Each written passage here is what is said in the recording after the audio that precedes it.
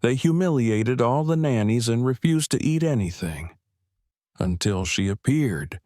You won't believe what this poor woman did with the billionaire's children. Subscribe and write where you're watching this video from. The morning sun filtered through the towering windows of the Greystone estate, casting golden streaks across floors so polished they reflected every step like glass. The grand mansion stood like a monument to wealth, silent and still, at least on the outside. Inside, however, it was a battlefield. Alexander Gray, CEO of Graytech Innovations and a man once celebrated on the cover of Forbes, stood in the kitchen like a soldier under siege. His crisp white dress shirt, once pressed to perfection, was now smeared with streaks of pancake batter, a splotch of orange juice, and what suspiciously resembled chocolate milk. His hair, once neatly combed, stuck up on one side like a bristling alarm. He turned off the stove with a sigh, stared at the burnt toast, and tried not to scream. The silence shattered upstairs with the unmistakable thunder of galloping feet. A chorus of shrieks and accusations followed. He flinched. Then came the crashing sound of something fragile meeting the floor. "Daddy!" Emily's voice cut through the air, piercing and full of drama. "Jake threw my unicorn down the stairs again." "You mean your evil toy demon?" Jake retorted as he clomped past the stair rail. "She was staring at me all night." "You broke her leg." "She tried to curse me." Alexander closed his eyes. He took a deep breath. He'd read once that deep breathing reduced cortisol. He wasn't sure if it was working, especially with Sophiana wailing in the background from the living room, demanding more cereal even though her bowl was still half full. He picked up the plates, burnt toast, oversalted eggs, fruit arranged like a desperate apology, and stepped into the dining hall. Breakfast, once a civil affair overseen by skilled chefs and elegant staff, had devolved into survival. He placed the plates in front of the twins, who eyed the food like seasoned food critics at a restaurant they already intended to destroy. Jake poked at the eggs with his fork, wrinkling his nose. Emily just folded her arms and gave a slow, disappointed shake of her head. "This is inedible," she said, enunciating each syllable as though she'd rehearsed it in front of a mirror. "Yeah, Dad," Jake added. "It tastes like something from a haunted cafeteria." "I didn't even try it yet," Alexander muttered, rubbing his temple. "Don't," Jake advised solemnly. Sophiana, more forgiving by virtue of her age, happily munched on the fruit until she spotted her older siblings making faces. She promptly spat it out, copying Emily's theatrical gag. Alexander dropped into a chair, staring blankly at the table. 3 years ago, this room had sounded like laughter and the soft clinking of cutlery. 3 years ago, Elena had sat across from him, gently scolding the twins, feeding Sophiana bits of banana while brushing hair from her daughter's eyes. He blinked. No time for memories. "You drove away another nanny," he said finally, lifting his gaze towards the twins. They shrugged in unison, unbothered. "She was boring," Emily said. "She didn't know how to make dragon noises," Jake added. "She put raisins in oatmeal," Emily said, as if that alone were justification for social exile. "That was Miss Teresa," Alexander corrected, a tad too defensively. "Exactly," Jake said. "You keep bringing people who don't understand us." Alexander groaned. The last nanny had lasted less than a week. Before her, there had been Miss Kendra, 6 days, Mr. Julian, 3, and Miss Lily, who had run out crying after discovering glitter superglued to the underside of her laptop. His patience was unraveling. "Then what do you suggest I do?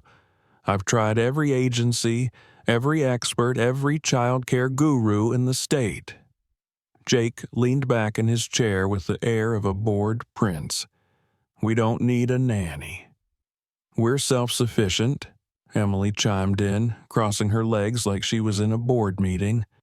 Alexander stood. "You're 7. You think fruit snacks count as dinner?" He turned away, pacing. He had a major investor call in an hour. The kitchen looked like a war zone, and his children had taken to behaving like 3 untrained cats in a crystal shop. That's when he made a decision. He marched into his home office and dialed Helen, his longtime assistant and the only person in his life who hadn't quit on him yet. "I need help," he said, skipping pleasantries. She sighed. "Another nanny? I need someone who isn't going to run off the first time a Lego ends up in her coffee." There was a pause on the other end. "Well," Helen said finally, "I might know someone, but she's unconventional." "I don't care if she's a pirate. Can she handle difficult kids?" "She used to teach Sunday school, raised her siblings, and doesn't take nonsense from anyone." Alexander rubbed his forehead. "Send her." "Are you sure? She's not from any agency." "I said send her." Helen hesitated once more before replying, "All right, but don't blame me if she walks out by dinner." He hung up and looked out the wide office window. His children were outside now, pelting each other with oranges stolen from the kitchen fruit basket. Sophiana, barefoot and sticky, was dancing in the sprinklers, laughing with that wild joy only young children possess. His heart ached. They were good kids. Somewhere beneath the chaos and stubbornness there was goodness. But they were spiraling without structure. And he was failing them. He had built empires, commanded rooms of investors and engineers, disrupted industries. But he couldn't control his own home. As the sun climbed higher, Alexander braced himself for what he hoped would be a new beginning. Later that afternoon, the doorbell rang. He was upstairs, but one of the guards let her in. She didn't arrive in heels or a designer suit like the previous applicants. She wore flat black shoes, pressed slacks, and a navy blue blouse. Her hair was tied neatly under a scarf, her face calm but unreadable. She walked into the living room, paused, and looked around. Maya. She took in the elaborate chandeliers, the Persian rugs, the enormous wall-sized painting of Elena above the fireplace. Her eyes lingered for a breath too long on that painting.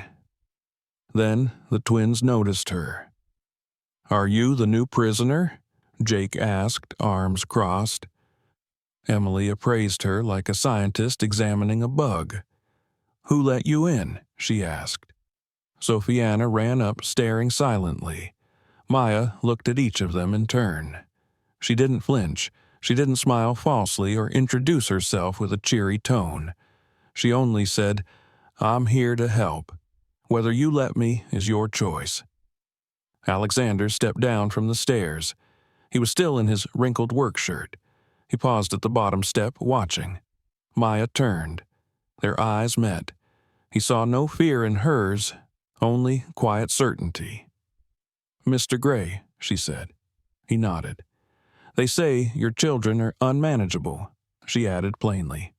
"They're difficult," he admitted. "They're grieving," she said. He blinked. Maya turned back to the children. "Let's start with dinner." Jake scoffed. "We don't eat garbage." "Then cook your own," she said, and walked into the kitchen. Alexander stood stunned. So did the children. In the distance, they heard the unmistakable sound of the fridge opening, a pan being placed on the stove, and the rhythmic chop of vegetables.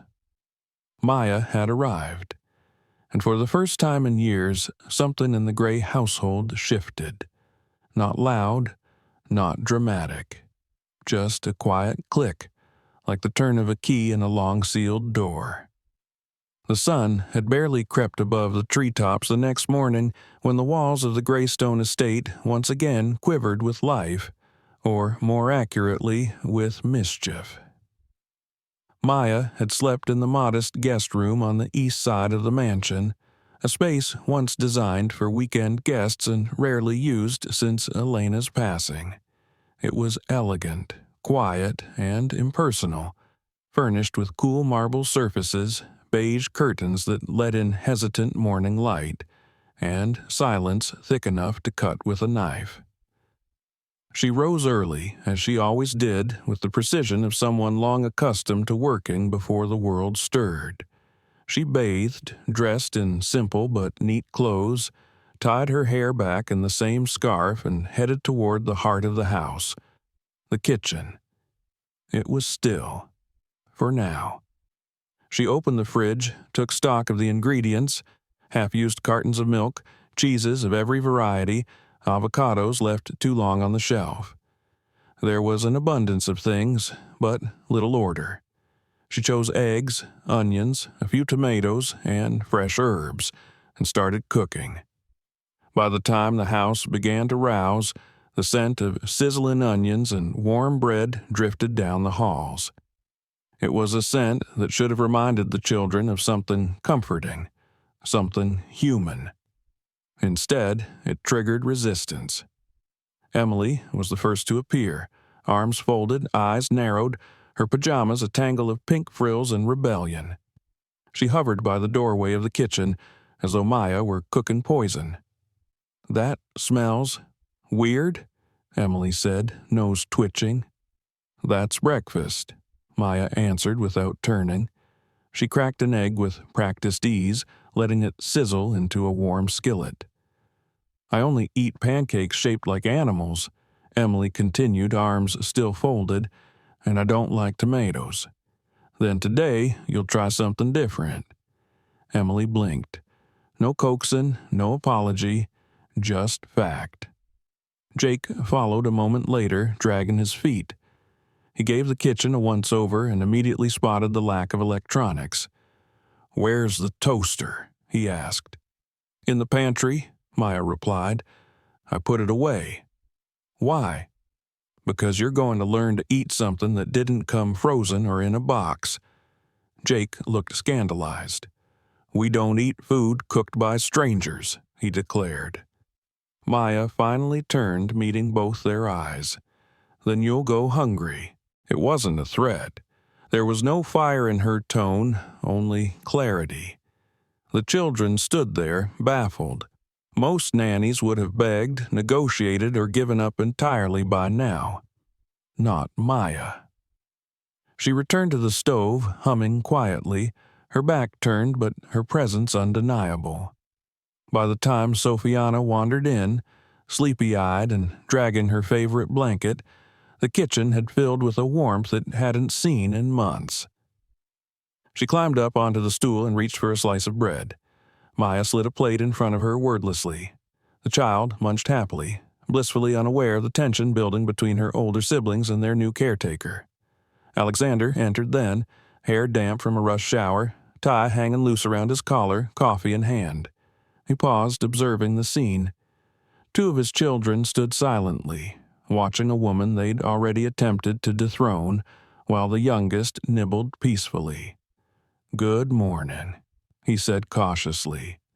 "Morning, sir," Maya replied without looking away from the pan. "Kids?" No answer, only side-eyes and silence.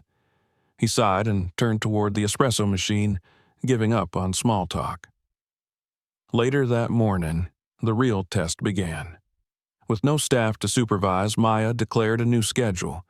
No electronics until after lunch, no toys in the dining room, cleanup after every meal, mandatory outdoor time, and most controversial of all, shared chores. Jake nearly had a breakdown. Emily slammed her bedroom door so hard a picture frame fell off the wall. Sophiana, intrigued by the drama, clapped her hands. The day dragged into a blur of resistance. Emily tried to smuggle her tablet into the bathroom. Jake hid under his bed for 30 minutes. At one point, he stuffed a sock into a vase and declared it a trap for tyrants. Maya said nothing. She simply added vacuum in the hallway to his list of responsibilities. At lunchtime, Emily poured juice onto the table by accident. Maya handed her a cloth and stood over her until she cleaned it.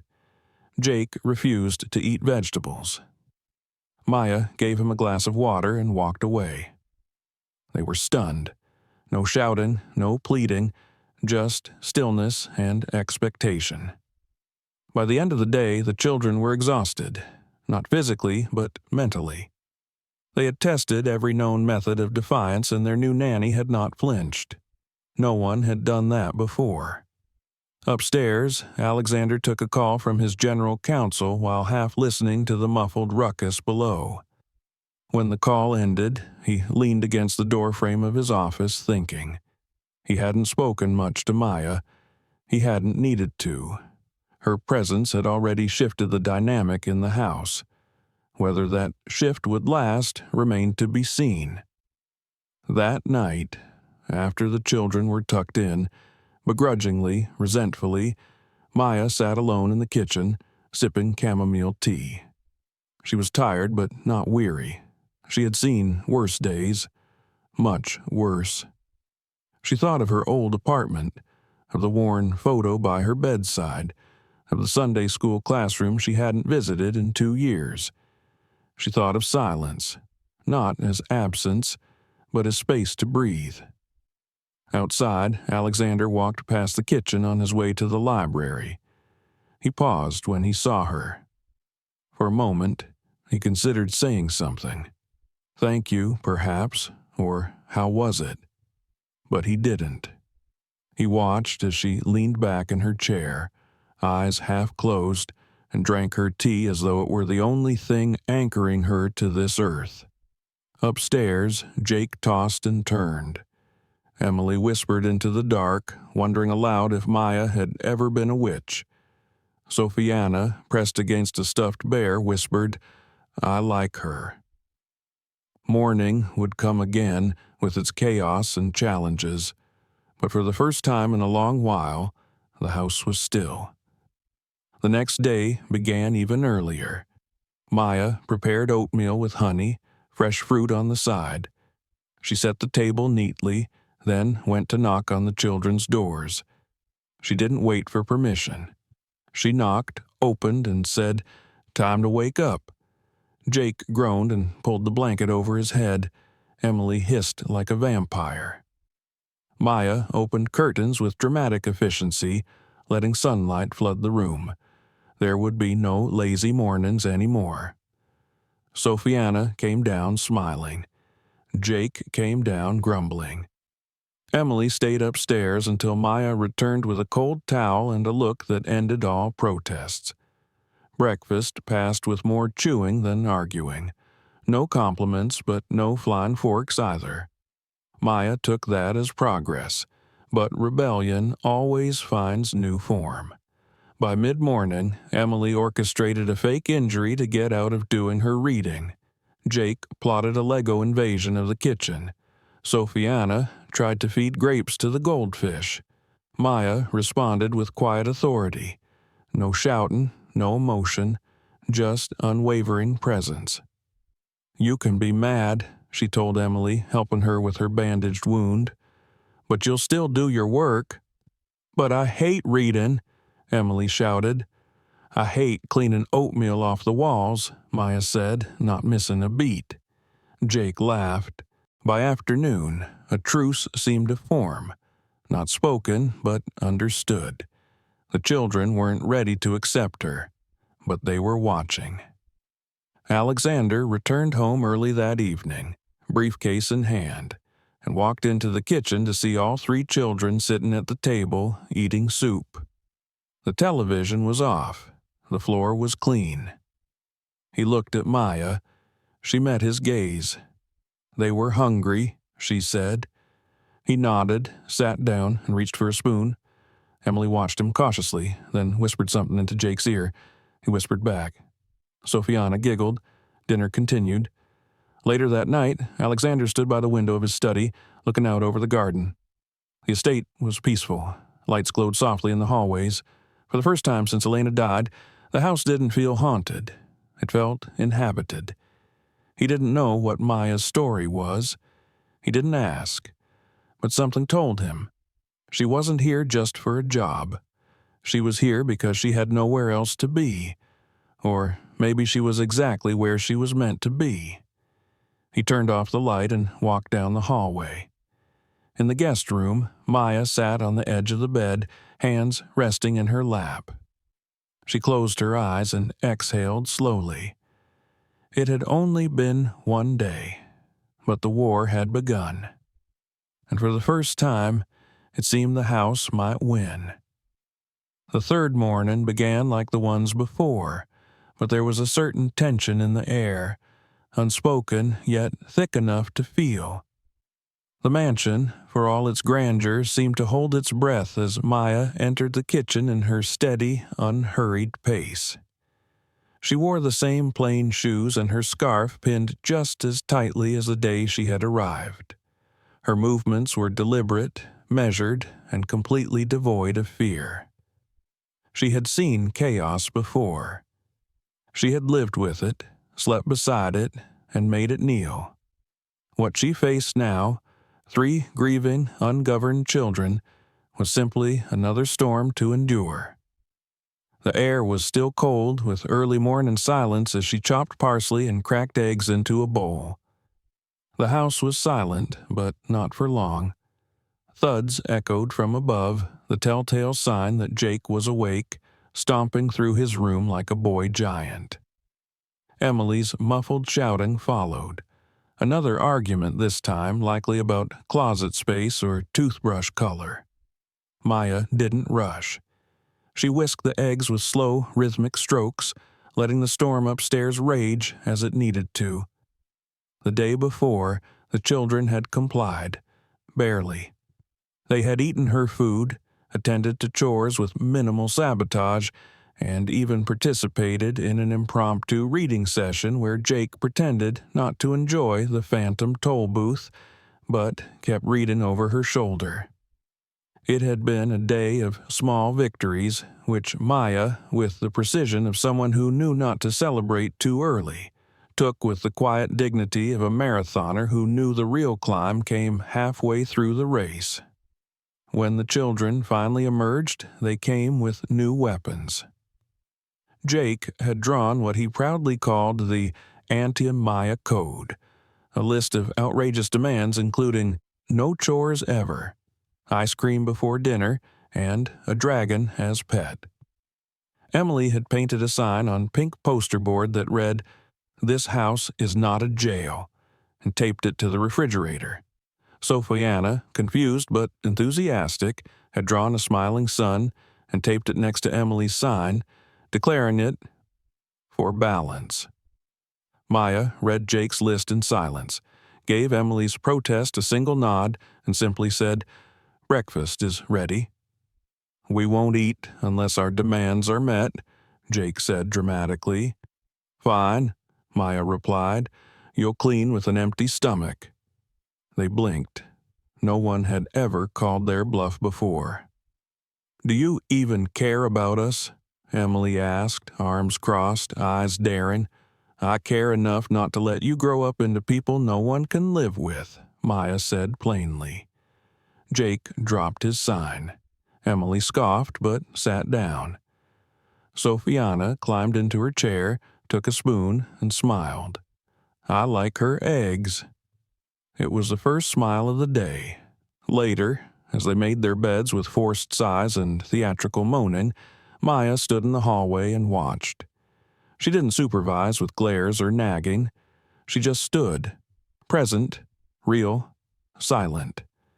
And they obeyed, if only because she gave no room for refusal. That afternoon, the real battle began.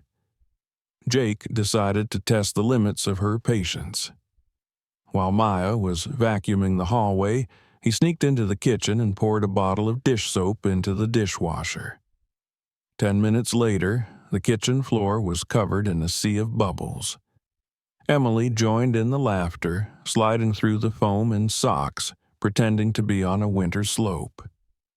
Sophiana clapped from the doorway, When Maya entered the room, she paused. She didn't shout. She didn't demand. She stepped carefully through the bubbles, turned off the machine, fetched a mop, and placed it in Jake's hands. "I'm 7, he protested. "You're also the one who did this," she replied. He stared at her. She stared back. It became a battle of wills. He mumbled, cursed under his breath, and began mopping. Emily offered to help, not out of guilt, but because it seemed more fun than standing on the sidelines. Maya gave her a cloth and said, "Start with the cabinets." By the time Alexander returned home that evening, the kitchen was clean, the house quieter than usual, and the children occupied. Emily was reading.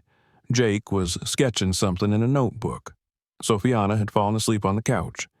Alexander paused in the doorway. He looked at Maya, who was wiping the counter with quiet purpose. "What happened here?" he asked, glancing between the children and the spotless kitchen. "Progress," Maya answered without stopping. He looked around again and frowned. "No one's crying." "Not yet." He laughed, more from confusion than amusement. Then he left, shaking his head. That night, the children tried another tactic. Silence. No backtalk, no rebellion, just blank expressions and obedient nods. Maya recognized the game. This was their Cold War. Emily helped fold laundry but didn't speak. Jake brought in his empty plate but made no eye contact.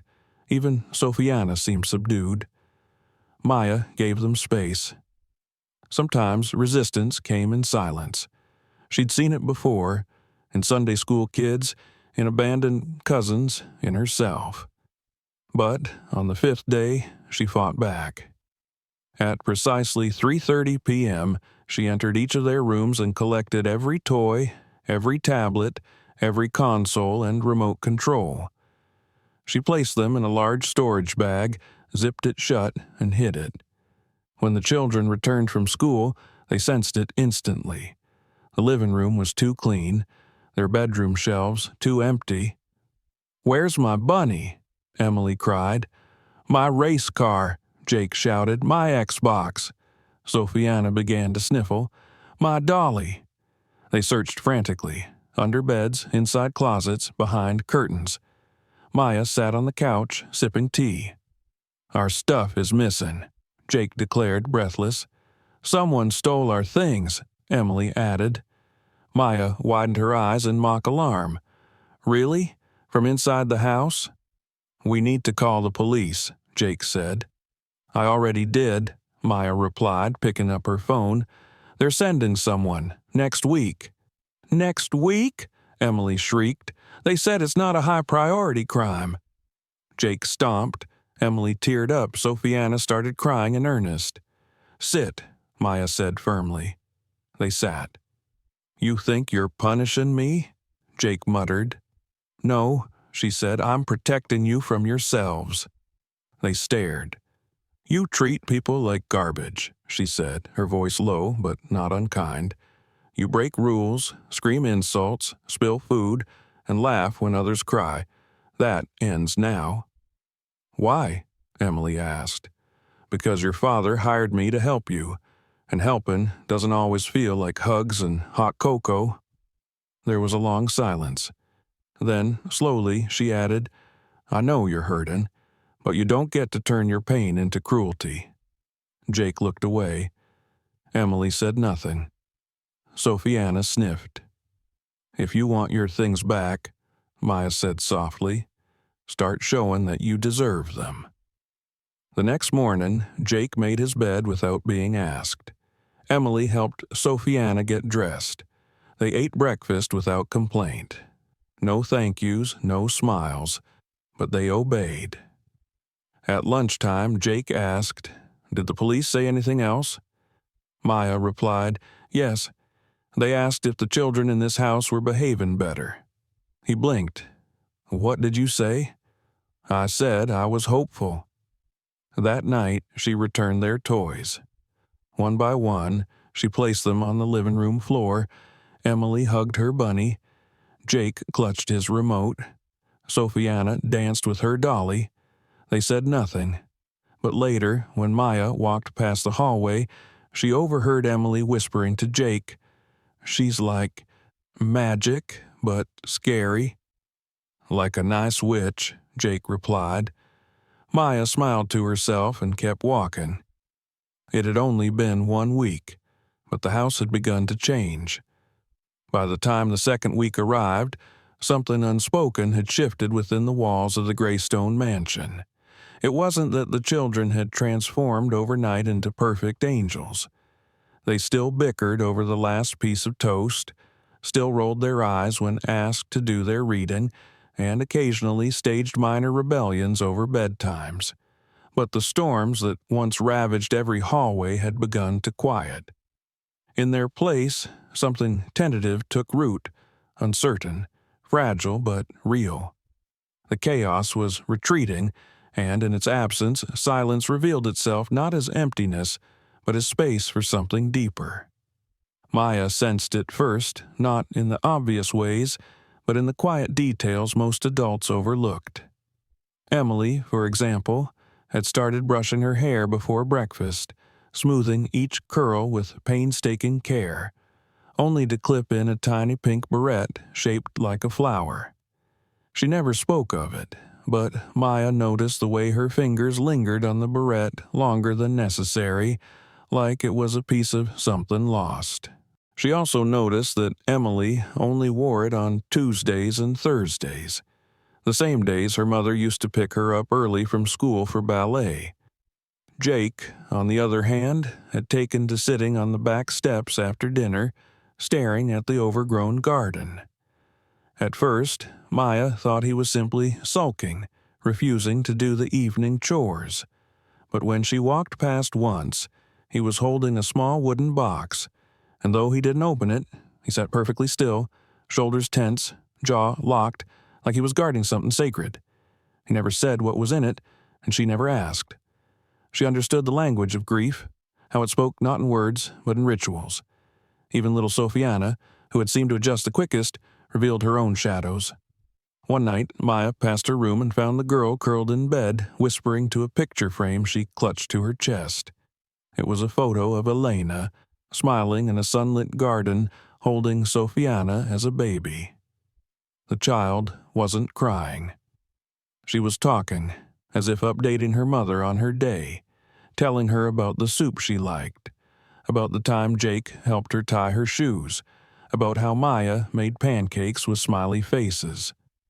Maya did not interrupt. She stepped back and closed the door softly. It was in these silent moments that Maya began to understand that the children's behavior had never truly been about rebellion. It had been a cry, not for attention or entertainment, but for structure, for safety, for someone who could hold their world together without breaking. Someone who would stay even when they threw fire. But grief was a shapeshifter. It crept in during the quiet afternoons and stole peace in the middle of a perfectly calm day. And sometimes it showed its face not through tears, but through laughter too loud, defiance too sharp, silences too long. On Wednesday morning, Emily refused to get out of bed. No complaints, no excuses, just stillness under the covers. Jake had already gone downstairs, helping Maya set the table as part of his morning task. But Emily remained under the blanket, her head hidden. Maya entered without knocking, sat on the edge of the bed, and waited. Minutes passed. "I don't want to go to school," came the muffled voice. "Why not?" "I just don't want to." "Are you sick?" "No." "Then what is it?" A long pause. "She's not going to be there." "Who?" "My music teacher," Emily replied. "She's on maternity leave, and I don't want to sing for the substitute." Maya waited. "She used to let me sit at the piano and press the high notes. She said I had perfect pitch. The new teacher just tells us to be quiet." Maya placed a hand over the blanket.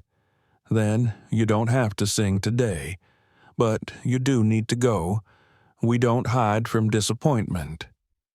Emily slowly pulled the blanket down, eyes red but dry. "I miss Mommy." "I know. She used to braid my hair on Wednesdays. It's Wednesday. I can braid your hair. It won't be the same." "No," Maya agreed, "but it will still be kind." Later, as Maya carefully parted Emily's hair and wove the strands into neat braids, the child remained silent. But when it was done, she looked at her reflection and whispered, "It's almost like how she did it." Jake watched from the hallway, pretending not to be listening. But that afternoon, without being told, he emptied the dishwasher and placed each dish exactly where it belonged. That same week, an unexpected visitor arrived. Alexander's sister-in-law, Camille, showed up at the door in her usual cloud of perfume, high heels clicking across the marble floor like judgment incarnate. She was tall, blonde, and dressed in a form-fitting white dress that screamed affluence. Her eyes, icy and calculating, scanned the house like a queen inspecting a kingdom she disapproved of. Maya met her at the door. "I'm here to see my niece and nephews," Camille announced without a smile. "They're at school." Camille raised an eyebrow. "And you are?"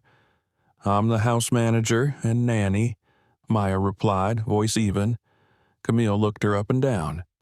"I wasn't aware Alexander had hired new help. You're not from the agency." "No." "Do you have references?"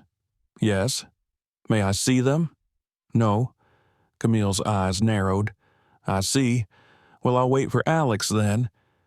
She waltzed into the living room without permission and seated herself on the cream-colored sofa. When Alexander returned from work, he found Camille sipping tea she had demanded to be served, and Maya quietly tidying the bookshelves. "Camille," he said, surprised. "Alex," she said sweetly, "we need to talk." Maya excused herself, retreating to the kitchen. She didn't eavesdrop. She didn't need to.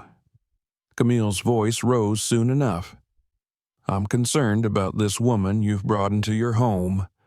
A stranger, Alex? A complete unknown? What do you really know about her?"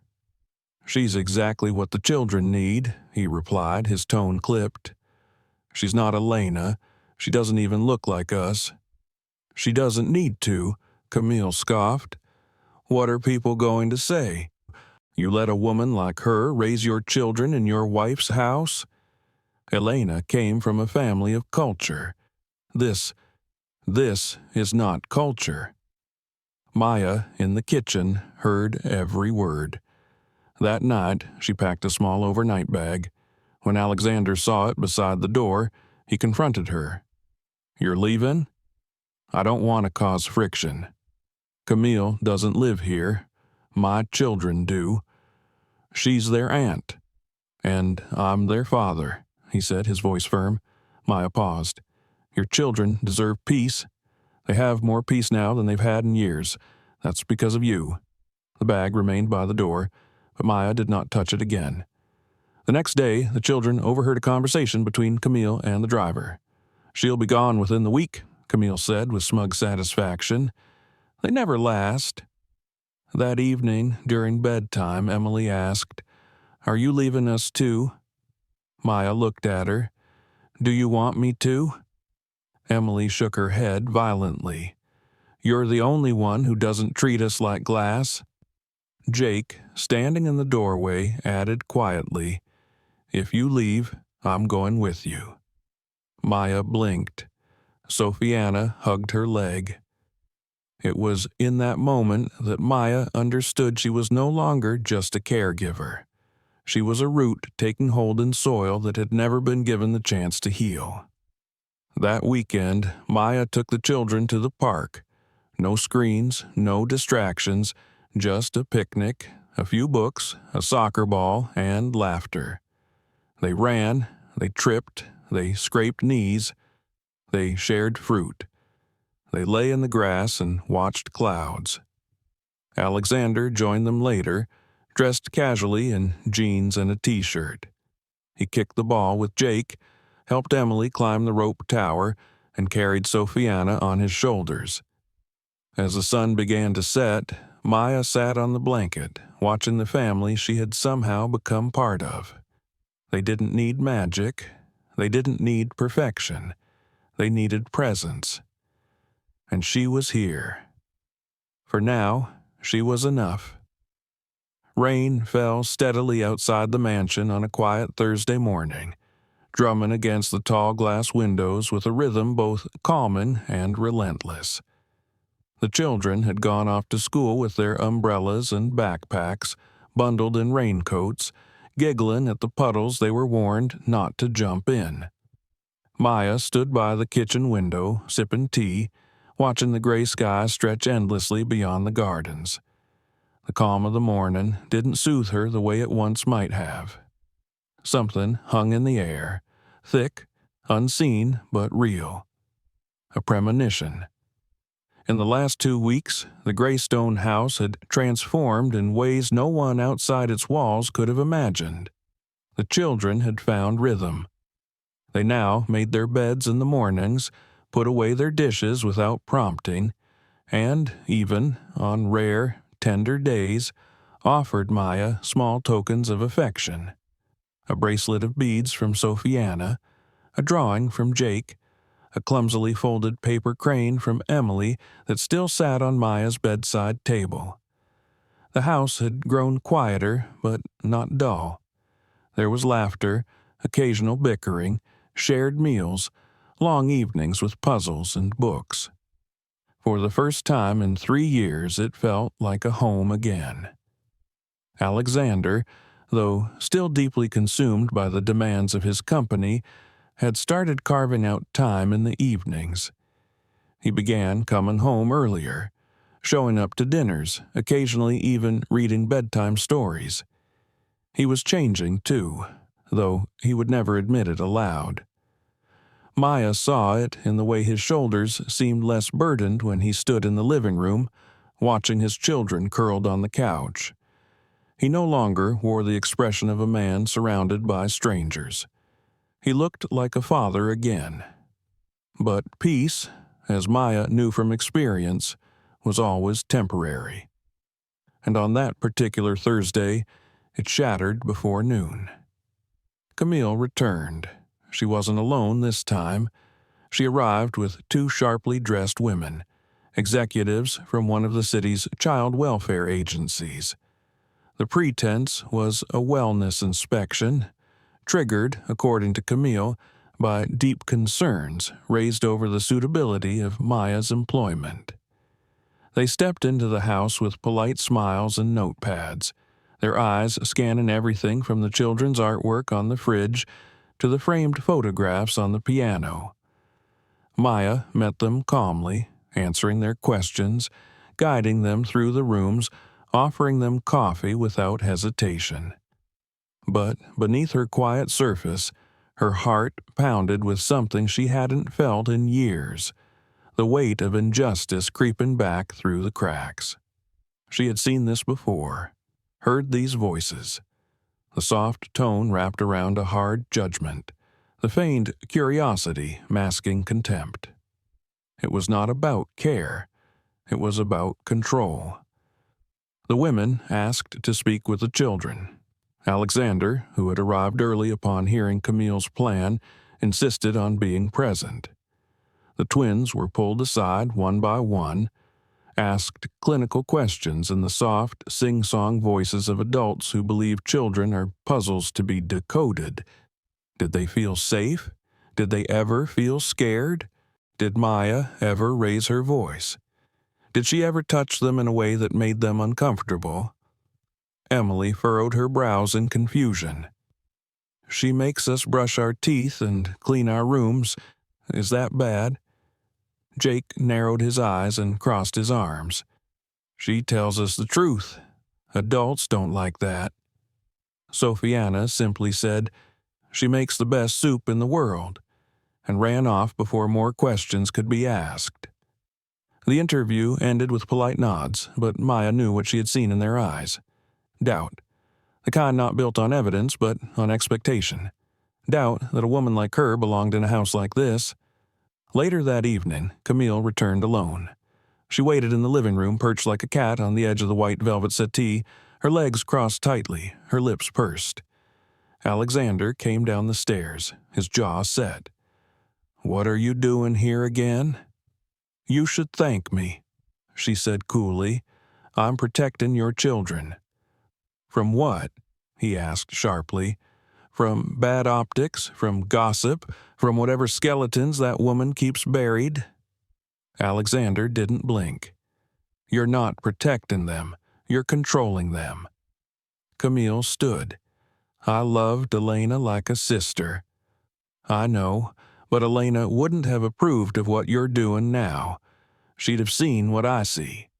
Camille's voice sharpened. "You mean your fascination? You can't be serious, Alex. Don't tell me you're entertaining the idea of turning this into something more. She is not." Alexander's hand raised. "Stop." There was a long pause. "I'm not entertaining anything. I'm just trying to keep my children whole." Camille looked away, cheeks flushed, lips trembling with the words she didn't speak. She left without another word, but the damage was done. The next morning, rumors began. A parent at school mentioned a nanny investigation. A neighbor hinted at unusual activity at the Greystone estate. The driver heard whispers from the gate staff, and before long, one of the tabloids picked it up, an anonymous article questioning the background of Alexander's new employee. Maya read it in silence, seated in the kitchen, the newspaper open in front of her. The words were vague but loaded. Nothing direct, but the insinuations were unmistakable. She folded the paper and set it aside. That afternoon, she waited by the door, bag packed. Alexander entered confused. "What's going on?" "You've been kind to me," she said, "and I won't let my presence undo the peace your children have just begun to find. You're not going anywhere. This scandal will grow. It will hurt them. I don't care what people say." "But they do," she said gently. "Children listen, even when we think they don't." He took a step forward. "You've done more for them in 3 weeks than anyone has in 3 years. If that makes people uncomfortable, let them choke on it." Maya looked at him, truly looked, and saw the truth in his face. He wasn't saying this out of obligation. He wasn't defending her for appearances. He meant it, every word. Still, the moment was broken by a knock on the door. This time it wasn't Camille. It was a young woman, early 20s, holding a folder and a camera bag. A freelance journalist.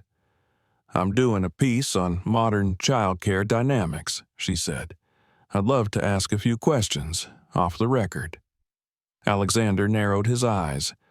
"I think we're done entertaining interviews." But Maya stepped forward. "Let her speak." The woman blinked. "Really?" "Yes," Maya said, "but only if you're willing to print the whole truth." That evening, they sat in the sunroom.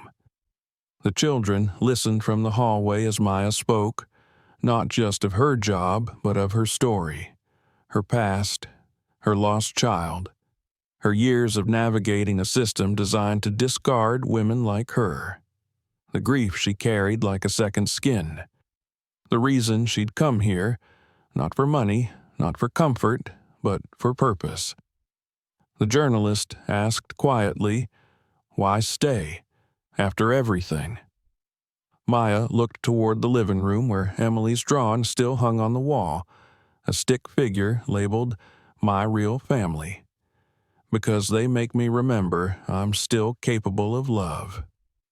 The next day, the article was published online. It wasn't a hit piece. It was a profile, raw, human, kind. The children cheered when they saw the headline, "The Woman Who Saved the Greystone Home." Camille never returned. That night, Emily crept into Maya's room and sat on the edge of her bed. "I was scared you were going to leave. I was scared I might have to," Maya whispered. Jake appeared in the doorway, holding something behind his back. He stepped forward and placed it on the nightstand. It was the wooden box. He opened it. Inside, a single photograph, Elena holding baby Jake. "I want you to have it," he said, "so you know who she was, and so she can watch over you too." Maya's hand trembled as she reached for it. "I'll take good care of it," she said, and for the first time she wept. Not from pain, from trust. The article changed everything, not because of its eloquence or the simplicity of its headline, but because it captured a truth that few had bothered to see. The Woman Who Saved the Greystone Home spread across local media like a soft breeze in a stale room. For the first time in years, people spoke of the mansion not with hushed skepticism or whispered assumptions, but with curious admiration. There was something dignified in the way the journalist had written it, something careful and human. The piece didn't glorify Maya or cast her as a martyr. It painted her as she was, a woman who had suffered, who had lost, and who still chose to give. Neighbors, who once avoided conversation with the Greystone staff, now offered quiet nods at the gate. Teachers at the children's school made subtle changes in tone, congratulating the twins for their progress, asking after Maya by name. Even the occasional sideways glance from the more narrow-minded in the community was met with a silent defense from those who had once remained neutral. The scandal Camille had hoped to spark had fizzled out, suffocated by the weight of truth and grace. Inside the house, the transformation was more profound. It didn't happen with fanfare or sudden declarations. It unfolded through simple gestures. Emily began waking early, often slipping into the kitchen to watch Maya cook. She didn't speak much during those mornings, but she watched intently, eyes following every stir of the spoon, every measured pour. Once she asked if she could crack the eggs herself. Maya handed her one wordlessly, and together they prepared scrambled eggs and toast. Emily presented the plate to her father at breakfast like a five-star chef. He smiled and without hesitation took a bite. Jake grew more thoughtful. His jokes, once designed to provoke, now leaned toward cleverness. He still resisted chores now and then, but there was effort behind the resistance. He began asking questions. "Why do you fold the towels that way? Why do you use vinegar when mopping the floor?" "How do you know so many things?" Maya always answered, sometimes with patience, sometimes with humor, always with honesty. Sophiana, sweet and curious, had transformed into a beam of constant affection. She followed Maya like a shadow, clinging to her scarf, slipping drawings under her door, whispering secrets only Maya was allowed to hear. One afternoon, when Maya had a cough, Sophiana marched into the living room with a plastic tea set and declared she was Dr. Sophie, and that her patient needed honey soup and 3 kisses to feel better. Alexander noticed it all. He noticed the quiet cooperation, the shared laughter, the absence of slammed doors and screamed ultimatums. He found himself lingering longer in the house, returning home earlier, walking through rooms that no longer felt like hollow displays of wealth, but like places that breathed again. One evening, as he sat on the back porch watching the children chase one another in the yard, he felt something he hadn't allowed himself in years. Peace. Not the fleeting kind that came from silence, but the full-bodied kind that comes from knowing the people around you are safe, loved, and growing. He had stopped seeing Maya as an employee a long time ago, though he had never admitted it. Her presence had become something foundational. She was the rhythm that had brought harmony to chaos, the soil in which his children had begun to grow again. He began including her in decisions, asking for her thoughts on school schedules, holiday plans, even home renovations.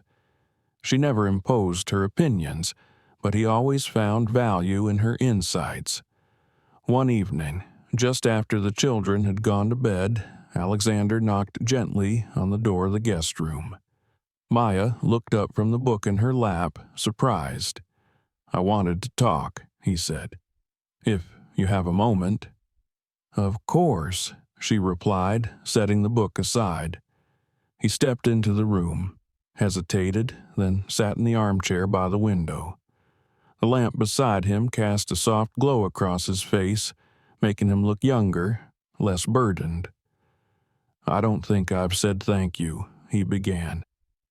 "You've said it in other ways," she answered gently. "No," he said, shaking his head, "not properly. I was drowning, not just in work, but in guilt.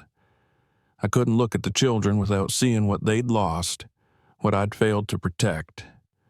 And then you came, and it's like," he paused, "like I've been holding my breath for 3 years, and I'm finally breathing again." Maya listened, hands folded in her lap. "I know I've asked too much of you," he continued, "and I know this was never meant to be permanent. But I want you to know you're family now. I don't say that lightly."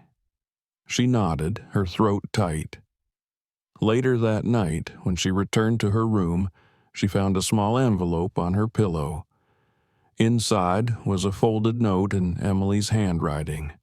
"You're the only grown-up who listens. Please don't leave."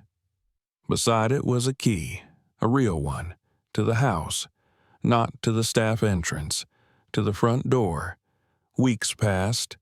May melted into June, and the mansion blossomed with it. Flowers that had gone untended in the garden were trimmed and nurtured. Furniture, once draped in dust sheets, was uncovered and cleaned. A piano, long silent, was tuned. Music returned to the halls. One Saturday afternoon, Alexander came into the kitchen to find Maya standing at the stove, her hands busy, her expression calm. "Dinner party," he said. She turned. "Excuse me?" "Just something small, some colleagues, a few neighbors." She raised an eyebrow. "You mean people you actually like?" He chuckled. "I thought it was time. Let people see what this house really looks like now." She hesitated. "Do you want me to be there?" He met her gaze. "I want you to be everywhere." That evening, she wore a navy blue dress with pearl buttons and her scarf pinned with a brooch Emily had insisted she wear. The children helped decorate, setting the table with the finest china, placing candles on the sideboards, even preparing a fruit plate. "Just in case someone's allergic to normal food," Jake explained. Guests arrived slowly. Most were polite, some stiff, a few overly curious. But as the night unfolded, laughter filled the room. Someone complimented the roast. Someone else asked who had chosen the music. Sophiana gave an impromptu tour, pointing proudly to Maya's room, as if it were the crown jewel of the house. Maya remained quiet for most of the evening, observing, assisting, only stepping fully into the room when Alexander insisted she sit with them for dessert. He introduced her with a single sentence that made her heart still. "This is Maya. She saved my family." No one argued. Later, after the guests had gone, the children asleep, and the dishes stacked neatly in the kitchen, Maya stood on the porch alone, the stars spilling across the sky like glitter on velvet. The house behind her hummed with the quiet stillness of contentment. It was no longer a house full of broken pieces. It was a home, stitched together by effort, loss, grace, and trust. Alexander stepped out beside her, holding 2 cups of tea. "To peace," he said. She accepted the cup. "To growth." They stood there in silence, shoulder to shoulder, not needing words. Inside, the last candle flickered out. Sunday mornings in the Greystone house had once been a blur of television noise, spilled cereal, and shouted complaints about pajamas and missing socks. But now the mornings began in a different rhythm. There was still noise, still the sound of feet thundering down the stairs, still a fair share of squabbles. But beneath it all was a new undercurrent, one of harmony. The kind that comes when people know who they are to each other. That morning, Maya woke early as always. Sunlight poured through her window in warm streaks across the wooden floor. Her room, once sterile and cold, had become her space, not a borrowed one, not temporary. There was a photo of her late son on the dresser beside Emily's crane and Jake's carved wooden box. A drawing from Sophiana of a smiling woman in a blue scarf stood taped to the wall. It was a strange feeling, this sense of rootedness. She had moved through so many places in her life, always quietly, never lingering. But this place, this house, had held her, changed her, healed her in ways she hadn't thought possible. Downstairs, the twins were already awake. Jake was halfway through a stack of waffles and loudly arguing with Emily about which superhero could defeat the other. Sophiana sat cross-legged on the floor, humming to herself as she dressed her doll in new clothes Maya had sewn by hand during a quiet afternoon the previous week. Alexander entered, still in his sleep shirt, rubbing his eyes. He yawned, kissed Sophiana's head, and stole a piece of waffle from Jake's plate. "Hey," Jake protested, but he was smiling. Maya entered moments later with a jug of fresh juice and a gentle look that immediately quieted whatever impending bickering was about to erupt. She poured juice for each child, took her seat, and sipped her tea without ceremony. These moments had become routine, but they never lost their grace. The simple act of being present together had become their most valuable ritual. After breakfast, while the children played outside, Alexander joined Maya in the garden.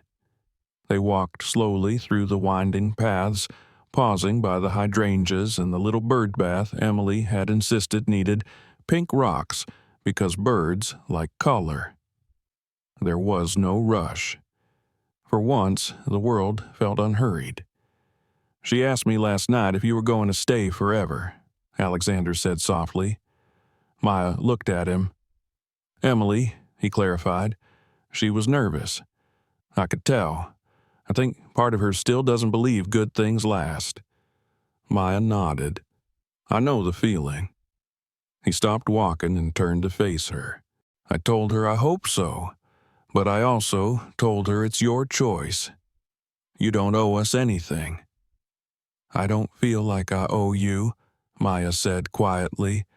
"I feel like I belong here." She didn't look up as she said it, but she felt his smile like a weight lifted from the air between them. That afternoon brought an unexpected call. Alexander's parents, who lived overseas and hadn't visited since Elena's funeral, were arriving in 3 days. It was sudden, and it came with all the pressure of people who had never approved of Alexander's choices, even when those choices were rooted in love. They had adored Elena and had never truly hidden their opinion that no one else could live up to her. Alexander was visibly anxious. He paced the hallway, ran a hand through his hair repeatedly, and muttered plans under his breath about cleaning, catering, rearranging the entire house. Maya watched quietly from the doorway before stepping in. "They're not here yet," she said. "I know, but they will be, and they'll judge everything. Me, the house, the children, and certainly you." "I'm not afraid of judgment," Maya replied. "I am," he admitted. "I don't want them to come in here and break what we've built." They can only break it if we let them." The next few days passed in a blur of preparation. The children were aware something big was coming. Emily grew quieter, Jake more defensive. Sophiana clung to Maya as if preparing for a storm. But Maya remained steady. She guided the house into order, not just in cleanliness, but in spirit. She helped Emily choose an outfit that made her feel strong. She challenged Jake to be respectful, but not silent. She taught Sophiana a little curtsy and said, "Only use this if you're bored and want to make them uncomfortable." When Alexander's parents arrived, they brought with them the full weight of their expectations. His mother, a statuesque woman with silver-streaked hair and cool eyes, surveyed the house like it was a museum with misplaced furniture. His father, stern and quiet, said little, but his silence was loud. Introductions were polite but strained. Maya met them with the same calm she had used with Camille, with strangers, with those who had looked down their noses at her. She did not flinch. She did not retreat. Over dinner, conversation floated politely around the weather, the renovations, a recent article about Alexander's company. But when the children spoke, it was Maya they referenced. "Maya taught me how to make the salad," Jake said. "Maya helped me with my story," Emily added. "Maya says I'm strong," whispered Sophiana with a shy smile. Alexander's mother sipped her wine, said nothing. Later that night, in the study, she confronted her son. "She has influence over them," she said. "She has earned it," Alexander replied. His mother narrowed her eyes. "You let a woman like that raise your children?" He stood. "A woman like what?" His voice was calm, but steel-edged. She didn't answer. "You weren't here," he continued. "You didn't watch them fall apart after Elena died. You didn't see them scream at night, refuse to eat, hit their teachers, hide under beds. Maya came when no one else could stay. She stayed. She listened. She taught them how to be children again. So yes, she has influence.